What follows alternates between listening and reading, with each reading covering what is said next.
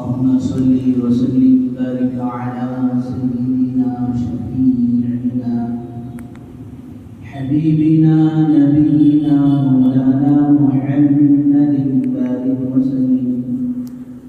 الحمد لله نحمده ونستعينه ونستغفره ونؤمن به ونتوكل عليه ونعوذ بالله من شرور أنفسنا ومن سيئات أعمالنا.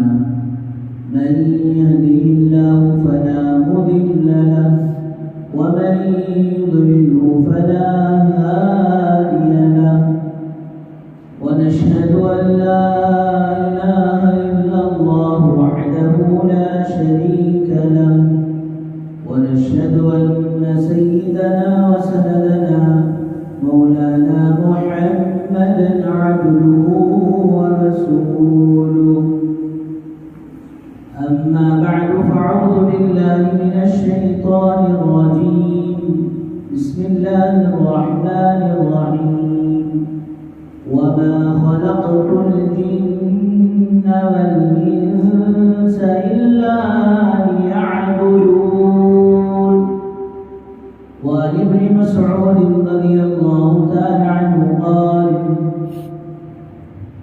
لما قال له أي الأعمال أحب إلى الله قال رسول الله صلى الله عليه وسلم الصلاة لوقتها. قلت ثم أي؟ قال بر الوالدين. قلت ثم أي؟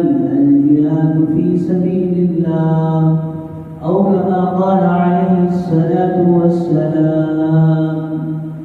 رب اشرح لي صدري ويسر لي أمري واحلل عقدة من لساني يفقهوا قولي. اللهم صل على سيدنا محمد وعلى آل سيدنا محمد بارك وسلم في كلام أولنا. اللهم صل على سيدنا محمد وعلى آل سيدنا محمد بارك وسلم في أوسط كلامنا. اللهم صل على سيدنا محمد وعلى آل سيدنا محمد بارك وسلم في آخر كلامنا.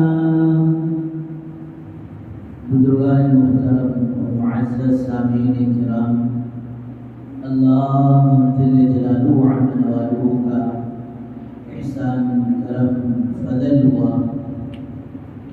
अल्लाह तबारक व तआला ने हम सबको अपने घर तक आने की तौफीक नसीब फरमाई और कुछ दिन की बातें कहने और सुनने की तौफीक व सआदत नसीब फरमाई।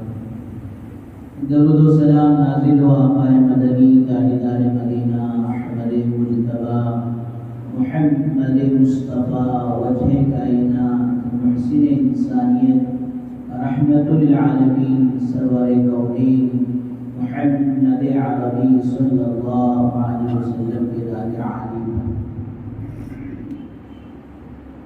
बुजुर्गों दोस्तों, गुज़िश्ता जुमा नमाज के मुतालिक चंद बातें सामने आई। अल्लाह तबारक व तआला 27वें पारे में एक जगह इरशाद फरमाते हैं वमा खलक़तुल जिन्न वल इंसा इल्ला लियअबुदून। कि दुनिया में मैंने इंसानियत को और जिन्नात को सिर्फ और सिर्फ अपनी ही इबादत के लिए, मेरी बंदगी के लिए मैंने पैदा किया है और बाकी सारी दुनिया ज़मीन व आसमान का निज़ाम, चाँद व सूरज का निज़ाम, सितारों का निज़ाम, हवाओं का निज़ाम, पानी का निज़ाम, اور انسان کی جتنی ضروریات ہیں وہ ساری ضروریات کھانے کے اعتبار سے، پینے کے اعتبار سے، رہن کے اعتبار سے، صحت کے اعتبار سے، بیوی بچوں کے اعتبار سے، یہ سب کچھ انسان کی ضروریات کے لیے ان الدنیا خلقت لکم، یقیناً ہم نے اس دنیا کو تمہارے لیے پیدا کیا. اور تمہیں کس کے لیے پیدا کیا؟ آگے فرمایا وَأَنْتُمْ خُلِقْتُمْ لِلْآخِرَةِ، اور تمہیں آخرت کے لیے بنایا. دنیا ہمارے لیے ہے اور ہم کس کے لیے ہیں؟ بولو بیٹا، کس کے لیے؟ آخرت کے لیے. لیکن معاملہ لوگوں نے الٹا سمجھ لیا. ہم دنیا کے لیے، دنیا ہمارے لیے اور ہم دنیا کے لیے. اس طرح کسی بھولے بھالے انسان کو کسی نے سوال کیا جو گھوڑا رکھتا تھا کہ بھائی تجھے کون، یہ گھوڑے کو کون پالتا ہے؟ تو انہوں نے کہا حضرت یہ گھوڑے کو میں پالتا. تمہیں کون پالتا؟ مجھے گھوڑا پالتا. میں گھوڑے کے لیے اور گھوڑا میرے لیے. اللہ حفاظت فرمائے. آج سرکار دو عالم صلی اللہ علیہ وسلم نے حدیث مبارکہ میں تو فرمایا کہ ساری دنیا، ہما شما، یہ جو کچھ ہے یہ سب تمہارے واسطے ہے، لیکن تم خدا کے واسطے ہو، اللہ کے واسطے ہو. یہ بھول گئے اور یہ سمجھے کہ دنیا ہمارے لیے تو ہم دنیا کے لیے. بزرگان محترم، اللہ پاک اس آیت کریمہ میں فرماتے ہیں وَمَا خَلَقْتُ الْجِنَّ وَالْإِنسَ إِلَّا لِيَعْبُدُونَ، کہ زندگی کا مقصد وہ بندگی ہے. اس لیے حضرات علماء نے فرمایا کہ جس کی زندگی میں بندگی ہے وہ اصل زندگی ہے. جس کی زندگی میں بندگی ہے وہ اصل میں زندگی ہے. جس کی زندگی میں بندگی نہیں وہ زندگی نہیں بلکہ گندگی ہے. اللہ حفاظت فرمائے. تو بزرگوں دوستوں، اس ساری انسانیت کا پیدا کرنے کا مقصد وہ اللہ کی بندگی ہے. اس کا مطلب یہ نہیں کہ دنیا نہ کمایا جائے اور دنیا جمایا نہ جائے، بلکہ بزرگوں دوستوں دنیا کمانے کے لیے کوئی منع نہیں کرتے اور دنیا جمانے کے لیے کوئی منع نہیں کرتا، بلکہ حضرت الامام غزالی رحمۃ اللہ علیہ فرماتے ہیں کہ جب تین چیزیں کمائی میں آ جاتی ہیں، جب تین چیزیں انسان کی زندگی میں ہو جاتی ہیں، تب جا کر وہ مال جو ہے برا ہوا کرتا ہے. پہلی چیز امام غزالی رحمۃ اللہ علیہ فرماتے ہیں کہ انسان کی آمدنی یہ غلط طریقے سے آئے. انکم کا طریقہ غلط ہو، کمانے کا طریقہ غلط ہو.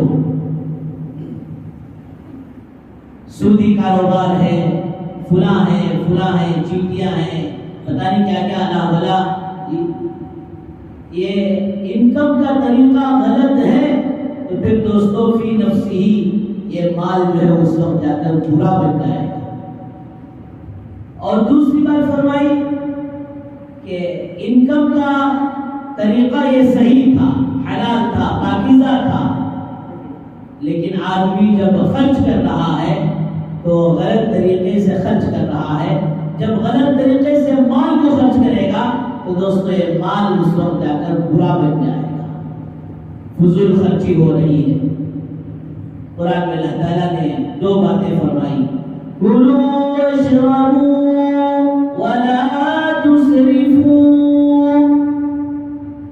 ضروریات زندگی کو تو ضرور استعمال کرو، کھاؤ پیو رہن سہن کے اعتبار سے، لیکن فرمایا کہ اسراف مت کرو. اور ایک جگہ فرمایا ان المبذرین کانوا اخوان الشیاطین. اور ایک جگہ فرمایا کہ تبذیر نہ کرو. حضرات علماء نے اسراف میں اور تبذیر میں فرق بیان کیا ہے. اسراف یہ ہے کہ مجھے 1000 روپے میں میرا کام بننا تھا، یعنی مجھے یہ جو شایا پہنتے ہیں 1000 روپے میں مل رہا تھا، میں برانڈیڈ ہائی فائی VIP ان نخروں میں پڑھ کر 1000 روپے کی چیز کو 10,000 روپے دے دیا۔ 1000 روپے میں کام بن جاتا، 1000 روپے میں چیز بھی آ رہی ہے ماشاءاللہ، خوبصورت بھی ہے، اچھی بھی ہے۔ اب ماشاءاللہ نہیں وہ برگیڈ روڈ کا چھونا، وہ MG روڈ کا چھونا، فلان کا چھونا، جا کر 10,000 روپے ڈال دیا۔ 1000 کی جگہ 9,000 روپے یہ فضول خرچی میں لگا دیا۔ تبذیر اس سے بھی بڑھ کر ہے کہ 1000 روپے کی بھی ضرورت نہیں تھی، خواہ شو کے لیے فلان کے لیے دوستو فضول خرچی میں لگا دیا۔ تو آمدنی انکم کا راستہ غلط تو یہ مال برا، انکم کا راستہ ٹھیک تھا لیکن خرچ کرنے کا راستہ دوستو غلط تھا، تو اب یہ مال برا بن جائے گا۔ اور تیسری چیز فرمائی کہ دونوں چیزیں صحیح تھے، مال کا کمانا بھی صحیح تھا، خرچ کرنا بھی صحیح تھا، لیکن دوستو نیت خراب تھی۔ قرآن مجید کے بعد سب سے بڑی کتاب، اصح الکتاب، سب سے صحیح کتاب بخاری شریف، اس کے اندر ہزاروں حدیث ہیں۔ فرمایا اس بخاری شریف کی سب سے پہلی حدیث انما الاعمال بالنیات، کہ اعمال کا دار و مدار وہ نیت پر ہے۔ نیت خراب ہو گئی کہ کسی پر میں مال خرچ کر رہا ہوں، اس لیے کر رہا ہوں کہ اسے میں احسان جتلاؤں گا، اسے میں اپنا غلام بناؤں گا، یا کسی بیوہ پر مال خرچ کر رہا ہے، یتیم پر خرچ کر رہا ہے اور اس کے ساتھ نیت خراب ہے، تو فرمایا دوستو یہ مال اس وقت دونوں چیزیں صحیح ہونے کے باوجود فرمایا برا بن جائے گا۔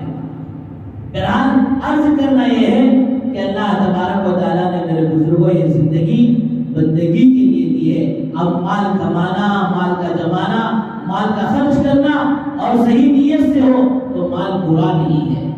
اگر مال برا ہوتا تو سیدنا حضرت عبدالرحمن بن عوف رضی اللہ عنہ کبھی سے کماتے نہیں تھے۔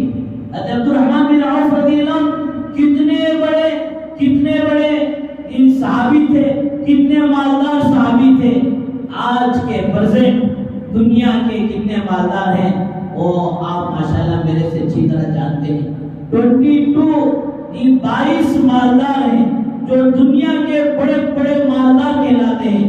فرمایا ان ساروں کا بینک بیلنس، ان ساروں کی پراپرٹی کو جمع کیا جائے تو دوستو وہ سارا مال حضرت عبدالرحمن بن عوف رضی اللہ عنہ کی جیب میں آ جائے گا۔ اتنے بڑے مالدار صحابی تھے، لیکن فرمایا دوستو ان کے لیے مال برا نہیں تھا، اس لیے کہ ان کے کمانے کا طریقہ پاکیزہ تھا، خرچ کرنے کا طریقہ پاکیزہ تھا، اور سب کچھ خرچ کرنے کے باوجود ہمیشہ ڈرا بھی کرتے تھے۔ ایک مرتبہ مدینے کے اندر قحط سالی آ گئی اور اس قحط سالی میں لوگوں کے لیے راشن بڑا مشکل ہو گیا۔ حضرت عبدالرحمن بن عوف رضی اللہ عنہ اونٹوں پر مال کو لاد کر مدینے کو لے کر آئے۔ ابھی مدینے میں داخل ہونے سے پہلے باقی جتنے ہول سیل بیپاری تھے، ہول سیل بزنس میں تھے، وہ آ کر راستہ روک لیے اور کہے حضرت اتنا سارا مال آپ کہاں بیچتے رہیں گے، اچھا ہے آپ ہول سیل ہمیں دے دو، ہم ریٹیل جو بیچ لیں گے۔ عبدالرحمن رضی اللہ عنہ یہ ان سے پوچھا کہ بھئی یہ سارا مال آپ کتنا نفع میں دیں گے؟ کہا 2% نفع دیں گے۔ عبدالرحمن بن عوف رضی اللہ عنہ کے لیے نہیں دیتا۔ پھر سارے میٹنگ کے پھر کہا کہ 4% دیں گے، نہیں دیتا۔ پھر فرمایا مشورہ کر کر کے 6% دیں گے۔ عبدالرحمن بن عوف رضی اللہ عنہ کہتے ہیں اس پر بھی نہیں دیتا۔ تو سارے بولے حضرت بیچنا تو ہم نہ بیچنا سو سارے ہول سیل دھیان چھڑی آگے آپ کو کوئی آپ کا ہول سیل مال لینے والا نہیں ملے گا۔ تو عبدالرحمن بن عوف رضی اللہ عنہ کہتے ہیں 2 4 6 پر آ کر تم رک گئے، وہ مدینے کے ہول سیل بزنس میں رہو، تم سب گواہ رہو، میں نے سارے کا سارا مال اللہ کو 10% نفع میں بیچ دیا۔ یعنی یہ سارا مال آج مدینے کے غریبوں پر، یتیموں پر، بیواؤں پر صدقہ ہے، اور اس کا 10% میں اللہ سے لے لیتا ہوں۔ پھر آپ نے قرآن مجید کی آیت پڑھی من جاء بالحسنہ فلہ عشر امثالہا، جو ایک نیکی لے کر آئے گا اللہ فرماتے ہیں اس کے بدلے میں 10% دیں گے. تم 6 پر رکے اور میں نے اللہ کو 10% پر بیچ دیا. رات میں حضرت عباس رضی اللہ عنہ حضور اکرم صلی اللہ علیہ وسلم کو خواب میں دیکھ رہے ہیں کہ اللہ کے نبی صلی اللہ علیہ وسلم اونٹنی پر سوار سبز پوشاک پہن کر بڑی جلدی سے تیزی سے جا رہے ہیں. حضرت عباس رضی اللہ عنہ کہتے ہیں رسول اللہ آپ کا دیدار کر کر آپ سے ملاقات کر کر زمانہ گزر گیا, دل چاہتا ہے کہ آپ سے میں ہم کلام ہوں. اللہ کے نبی صلی اللہ علیہ وسلم کہتے ہیں حضرت عباس رضی اللہ عنہ سے کہ عباس آج عبد الرحمن کا مال اللہ کے راستے میں لگانا اور یتیموں پر خرچ کرنا آج اللہ کو اتنا پسند آ گیا, اتنا پسند آ گیا کہ اللہ تعالیٰ نے جنت کی حور کے ساتھ ان کا نکاح کر دیا اور سارے جنتیوں کو ولیمے کی دعوت پر یہ اللہ تعالیٰ نے بلایا ہے, میں بھی اسی دعوت پہ جا رہا ہوں.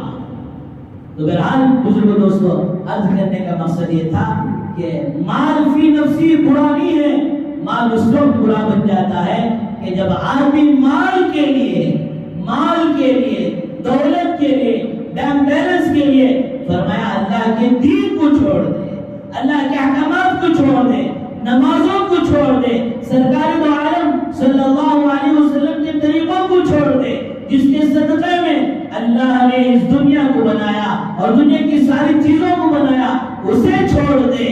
فرمایا دوستو اب جا کر یہ کمانا برا ہے, یہ مال برا بن جاتا ہے. اس لیے میرے بزرگ دوستو زندگی کا مقصد یہ ہے کہ اللہ کی بندگی, اللہ کی عبادت, اور ان عبادتوں میں سب سے بڑی اور سب سے اہم عبادت فرمایا وہ نماز ہے. قرآن مجید میں آپ جگہ جگہ پڑھیں گے اقیموا الصلاۃ وآتوا الزکاۃ, نماز کو قائم کرو, زکات کو ادا کرو. حضرات علماء نے فرمایا کہ 700 جگہ تقریباً اللہ تبارک و تعالیٰ نے نماز کا حکم فرمایا ہے. آدمی کا جب ایمان بن جاتا ہے, آدمی جب اطاعت اور فرما برداری پر آ جاتا ہے تو پھر دوستو اسے 700 تو دور کی بات 7 جگہ نہیں بلکہ ایک اللہ کے حکم پر دوستو فرمایا فرما برداری کے لیے تیار ہو جاتا ہے. جب ایمان نہیں بنتا اور آدمی پورے کا پورا دنیا کا بن جاتا ہے, دنیا کے لیے بک جاتا ہے, فرمایا دوستو اب اسے کئی طرح سے فرمایا کھجوڑے اور فرمایا دوستو یہ نماز کے لیے اور پھر اللہ کے احکامات پر آنے کے لیے تیار نہیں ہوتا. کیا ہے کہ دنیا کی محبت نے اس کے دل میں جڑ پکڑ لیا. اور سرکار دو عالم صلی اللہ علیہ وسلم نے ارشاد فرمایا حب الدنیا راس کل خطیہ, کہ دنیا ہی کی محبت ہے جو تمام برائیوں کی جڑ ہوتی ہے. اسی کو حضرت شیخ زکریا صاحب نور اللہ عنہ نے لکھا ہے کہ جب آدمی کے دل میں دنیا کی محبت جڑ پکڑ لیتی ہے تو فرمایا اس موقع پر اب اسے بڑے بڑے اللہ والے مل کر اسے ہدایت کا راستے پر نہیں ڈال سکتے. ہاں جب آدمی کے دل سے دنیا کی محبت نکل رہی ہو اب فرمایا اچھے بڑے بڑے گمراہ مل کر دوستو اسے گمراہ نہیں کر سکتے. بہرحال یہ نماز جو گزشتہ جمعہ میں نے عرض کیا کہ ایک عیدیں کیا ہم پر سے گزرتی ہے کہ مسجدیں ویران ہونا شروع ہو جاتی ہے, مسجدیں خالی ہونا شروع ہو جاتی ہے. آدمی سمجھتا ہے کہ میں نے قربانی کر کر سب کچھ کر لیا اور پھر جو ہے رمضان کے روزے رکھ کر میں نے سب کچھ کر لیا, آدھا سال گویا میں نے کما لیا, اب مجھے نماز کی کوئی ضرورت نہیں. اللہ حفاظت فرمائے کہ ایک وقت بھی ایمان والے پر دوستو نماز معاف ہو ہی نہیں سکتی. اور پھر ذرا غور کر دیکھیں کہ روزہ اور پھر زکات اور حج یہ سارے کے سارے احکامات زمین پر اتر رہے ہیں. اور پھر دوستو آخر وجہ کیا ہے کہ اللہ تعالیٰ نے نماز جیسے فریضے کو اللہ پاک آسمانوں پر بلا کر حضور اکرم صلی اللہ علیہ وسلم کو یہ تحفہ دیا. حضرت مفتی شفیع صاحب رحمۃ اللہ علیہ نے اس کی عجیب توجیہ کی ہے کہ یہ نماز ہی ایک ایسی عبادت ہے ان العبد للہ تقرأ فی الصلاۃ کہ یقیناً بندہ نماز میں اللہ سے باتیں کرتا ہے, اللہ سے تقرب حاصل ہوتا ہے. جیسا کہ حضور اکرم صلی اللہ علیہ وسلم کو معراج میں اللہ کا قرب نصیب ہوا، فَكَانَ قَابَ قَوْسَيْنِ أَوْ أَدْنَىٰ، فرمایا کہ اسی طرح حضور اکرم صلی اللہ علیہ وسلم کی امت کو اللہ کا قرب نصیب ہو، اللہ تبارک و تعالیٰ نے اپنا قرب نصیب ہونے کا جو بہت بڑا قیمتی تحفہ تھا میرے بزرگوں فرمایا معراج میں بلا کر دیا۔ اس لیے کہ جب بندہ نماز میں ہوتا ہے گویا اللہ کی رحمت پوری طرح سے اس کی طرف متوجہ ہوتی ہے۔ نمازی کے آگے سے گزرنے کے لیے اس لیے منع کیا گیا کہ اللہ کی رحمت اور نمازی کے درمیان میں کوئی آدمی حائل نہ ہو۔ اس نے فرمایا اگر کسی کو گزرنے کی ضرورت پڑے تو فرمایا وہ 2 صف آگے سے گزرے، سجدے کی جگہ اور پھر مصلی کے درمیان کی جگہ سے نہ گزرے، یا پھر فرمایا کہ جو ایک سترا کوئی چیز اتنی لمبی جو لکڑی یا پھر اور کوئی بیگ وغیرہ رکھ دو تاکہ گزرنے والا اس کے باہر سے گزرے، اللہ کی رحمت اور اس بندے کے درمیان میں وہ آڑ نہ بنے۔ اتنا قیمتی اور بہتر تحفہ آج ایمان والا دوستو اللہ معاف فرمائے اس سے غافل ہے۔ حضرات صحابہ کرام رضی اللہ عنہم اجمعین کا مزاج تھا کہ جب بھی کوئی دینی دنیاوی ضرورت پڑتی فرمایا دوستو وہ نماز کے ذریعے سے اللہ سے حل کراتے تھے، نماز کے ذریعے سے اپنے مسائل کو حل کراتے تھے۔ اور فرمایا میرے بزرگوں نماز ایسی جاندار بن چکی تھی، آج اللہ معاف فرمائے ایک غلطی کی طرف متوجہ کرنا چاہتا ہوں، کان کھول کر اس بات کو سنیں کہ نماز میں کیا ہے اور نماز میں کیسے پڑھنا ہے آدمی سے غافل ہو گیا۔ پہلا فرض ہی تکبیر تحریمہ ہے، اللہ اکبر کہنا ہے۔ کتنے ہم میں سے ایسے بھائی ہیں جو جانتے نہیں، صرف اشارے سے ہاتھ مانگ لیتے، امام اللہ اکبر کہے تو ہمارے لیے بھی ضروری ہے کہ ابھی دل ہی میں صحیح یا ہمارے کانوں کو سنیا ہے اتنا زور سے اللہ اکبر کہہ کر رکعت باندھی۔ اگر یہی فریضہ پہلا ہی فریضہ یہ اگر نماز کا چھوڑ گیا تو ہماری نماز کیسے ہوگی؟ اللہ حفاظت فرمائے۔ بہرحال میرے بزرگوں دوستو اللہ تبارک و تعالی ارشاد فرماتے ہیں کہ میں نے جنات کو اور انسان کو پیدا کرنے کا مقصد یہ ہے کہ یہ میری بندگی کریں۔ اگر بندگی ہے تو فرمایا یہ زندگی ہے، اگر بندگی نہیں ہے تو یہ زندگی سراسر گندگی ہے، گناہوں کی بلندگی ہے۔ لہم قلوب لا يفقهون بها ولهم اعین لا يبصرون بها ولهم آذان لا يسمعون بها اولئک كالانعام بل هم اضل۔ اللہ کہتے ہیں میرے بندو ذرا ان جانوروں کو دیکھو کہ فرمایا جو انسان کے دو روٹی ڈالنے پر اپنے وفادار بن جاتے ہیں، میں نے تمہیں کیا کیا نہیں دیا۔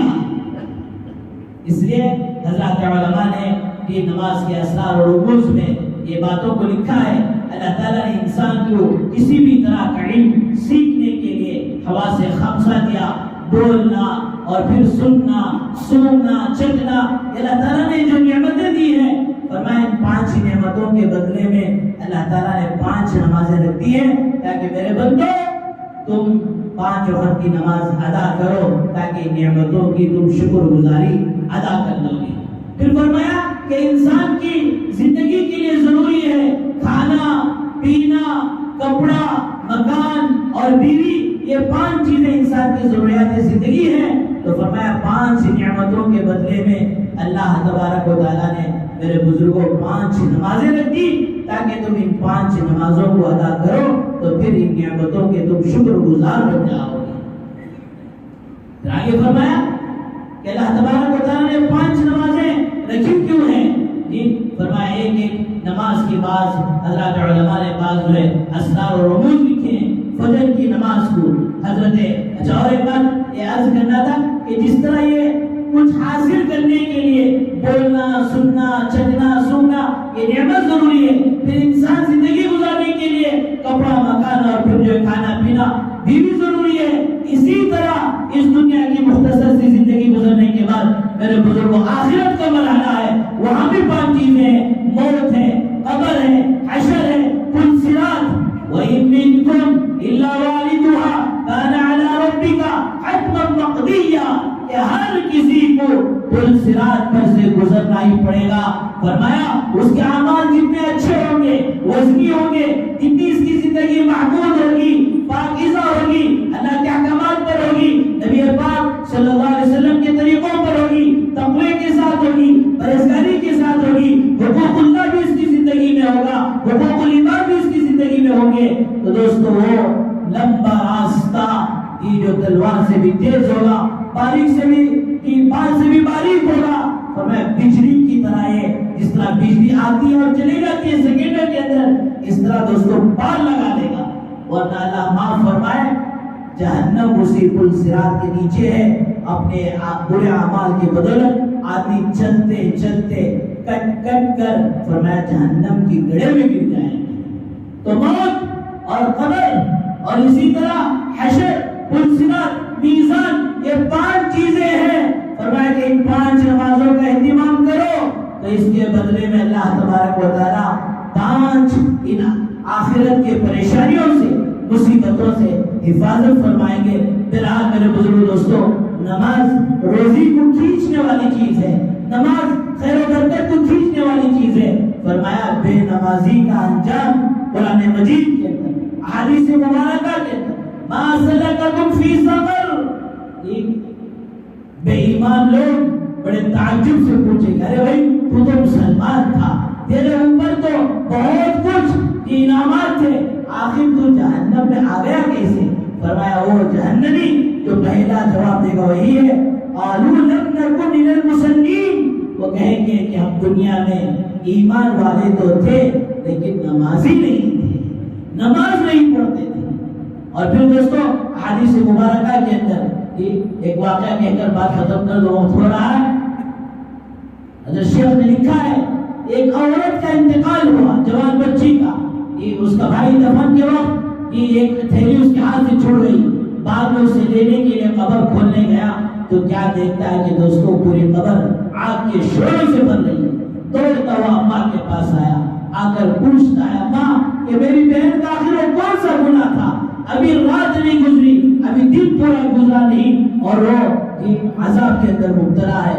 ماں کہتی ہے دوستو وہ بچی، وہ جوان بچی بے پردہ عورت نہیں تھی، فرمایا اور گناہوں میں مبتلا نہیں تھی، نہ تو زانیہ تھی، نہ تو مشرکہ تھی، نہ بے پردہ تھی، نہ حقوق العباد کو ماننے والی تھی۔ فرمایا ماں کہتی ہے بیٹا صرف یہی ایک کمی کوتاہی تھی کہ نماز کو قضا کر کر پڑھتی تھی، وقت پر نہیں پڑھتی تھی، وقت ٹال کر پڑھتی تھی، وقت ٹال کر پڑھے۔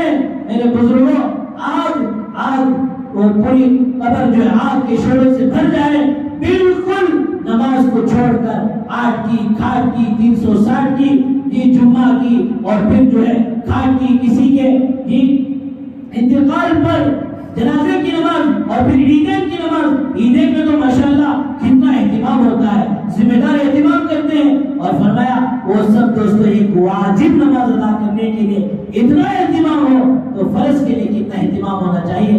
اللہ تعالیٰ سے دعا فرمائے اللہ تعالیٰ ہم سب کو صحیح معنوں میں 5 وقتہ باجماعت نمازوں کا اہتمام کرنے کی، اور نماز کو نماز بنانے کی، نماز کو صحیح معنوں میں سیکھ کر ادا کرنے کی توفیق و سعادت نصیب فرمائے۔ وآخر دعوانا الحمدللہ رب العالمین۔ جو حضرات سنت